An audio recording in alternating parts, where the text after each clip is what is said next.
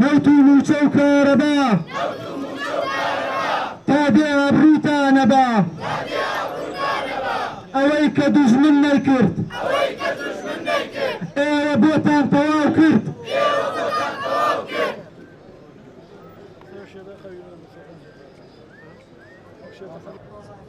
خەڵکی خۆڕاگری هەڵەبجە جەماوەری بە شەرەفی کوردستان بەرەنجامی خەبات و قوربانیدانی دەیان ساڵەی ئێوە و بەرهەمی ئەنفال و کیمیاباران و جینۆسایدی گەلەکەمان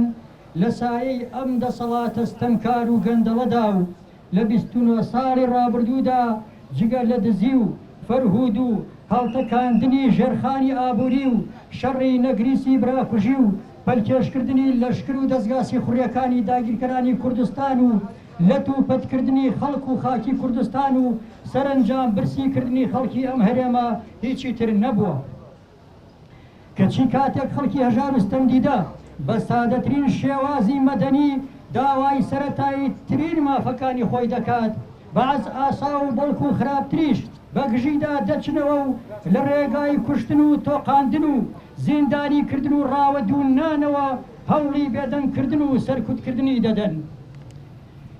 دوایین نمونەی ئەم ڕەفتارە دزێوانەی دەسەڵاتیش لە شاری دهۆکی دەلال بوو کاتێک ژمارەیەک مامۆستا و فەرمانبەر و چالاکوان بە شێوازێکی مەدەنی و ئاشتیانە داوای دابینکردنی موچە و مافەرە سەرەتایەکانیان دەکرد کەچی دەستگا سەرکوتکەرەکانی دەسەڵات زۆر درندانە لە ڕوویان وەستانەوە و تەنانەت یەکێک لە ڕێکخەرانی گردبوونەوەکە بە ناوی مامۆستا بەدەل بەرواری چەندین کاتژمێر پێش گردبوونەوە کە ڕەفێنرا و زیاتر لە 10 ڕۆژە لە زیندانە تاریکەکانی دەسەڵاتدایە. پێشمەرگە قارەمانەکانی کوردستان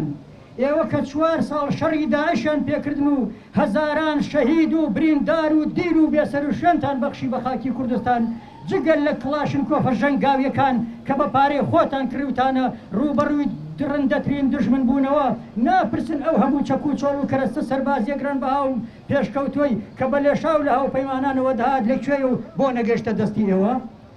ئەی ناپرسن پاش ئەو هەموو شەڕ و قوربانیدانە بە فیکەیەک پاشەخشیان پێکردن و نیوەی خاکی کوردستانیان فرۆشت کەچی ئێستا لە کاتێکە خەڵکی ئەو ناوچانە لە ژێر هەڕەشەی مەترسیداری گروپە چەکدارە جۆرە و جۆرەکاندایە سەرانی دەسەڵات لە بری چوون بەهانای خەڵکی ئەو ناوچانەوە ئێوە ڕاپێکی بناری قەندیل و باڵەکایەتی و زینی وەرتێ دەکەن و بەنیازن گەڕێکی تری شەڕی براکوژیتان پێ بکەن.